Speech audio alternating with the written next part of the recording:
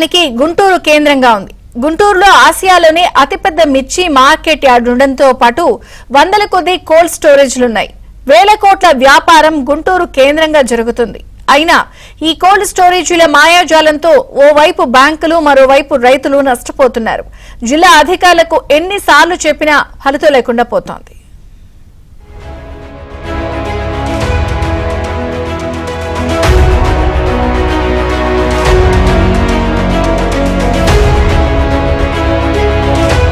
గుంటూరు జిల్లా కేంద్రంలో ఆసియాలోనే అతిపెద్ద మిర్చి మార్కెట్ యార్డు ఉంది.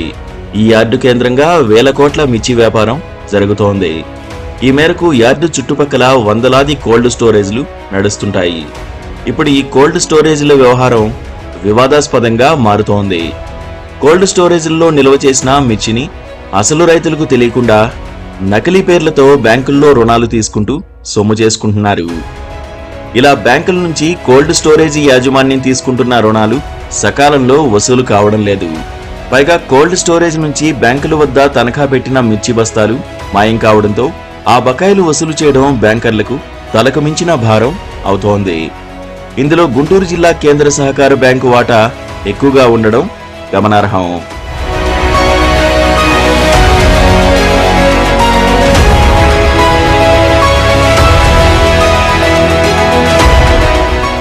కోల్డ్ స్టోరేజ్ యజమానుల్లో కొందరు నకిలీ బాండ్లు సృష్టించి అసలు రైతులకు తెలియకుండా వారికి తెలిసిన వ్యక్తులను రైతులుగా చూపించి బ్యాంకుల్లో రుణాలు పొంది సొంతానికి వాడుకున్నారు.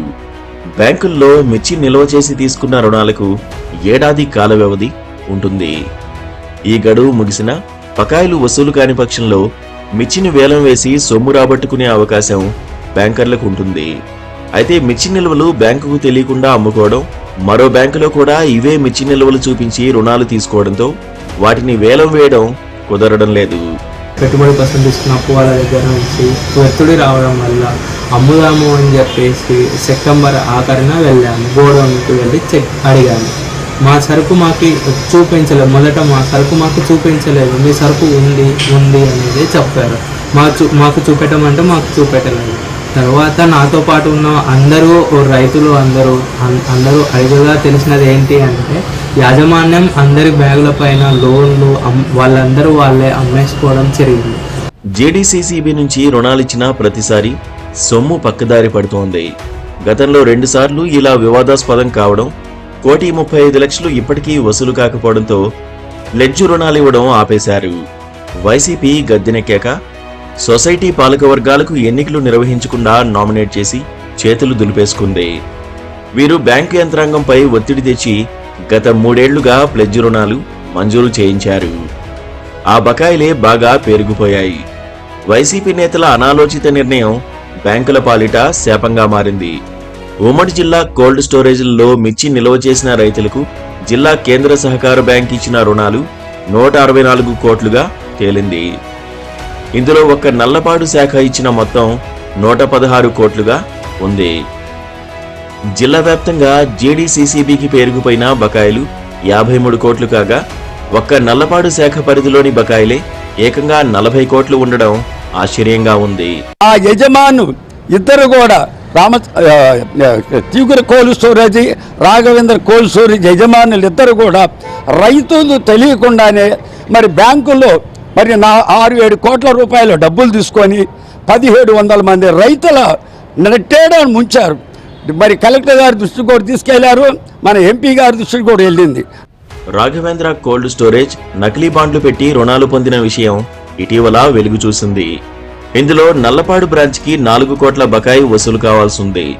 కోల్డ్ స్టోరేజ్లోని మిర్చిలో కొంత ఇప్పటికే విక్రయించడం, మరో బ్యాంకులోనూ ఇవే బాండ్లు పెట్టి రుణాలు పొందినందున జేడీసీసీబీకి చూపిన మిర్చి బస్తాలు ఉన్నాయా లేవా అన్నది విచారణలో తేలాల్సి ఉంది. నల్లపాడు బ్రాంచి పరిధిలో ఒక్కో రైతు పేరు మీద గరిష్టంగా 10 లక్షల రుణం ఇచ్చారు. ఇంత పెద్ద మొత్తంలో ఇచ్చినప్పుడు క్షేత్రస్థాయిలో అంతా పక్కాగా ఉందా లేదా అన్నది బ్యాంకు ఉన్నతాధికారులు తనిఖీ చేసి ఉంటే నిబంధనలు సక్రమంగా అమలయ్యేవి. గోదాములకెళ్లి సరుకు ఉందా లేదా, ఇతర బ్యాంకుల్లో తనఖా పెట్టారా, బాండ్లు నకిలీవా అసలువా, రైతులే రుణాలు తీసుకుంటున్నారా వంటి అంశాలు పక్కాగా పరిశీలించకుండానే రుణాలు మంజూరు చేశారు. దీంతో బ్యాంకు సిబ్బంది పనితీరు కూడా విమర్శలకు దారితీస్తోంది. మొన్న జరిగినటువంటి సంఘటన పత్తిపాడులో ఎక్కువ మంది రైతులు నష్టపోయారు.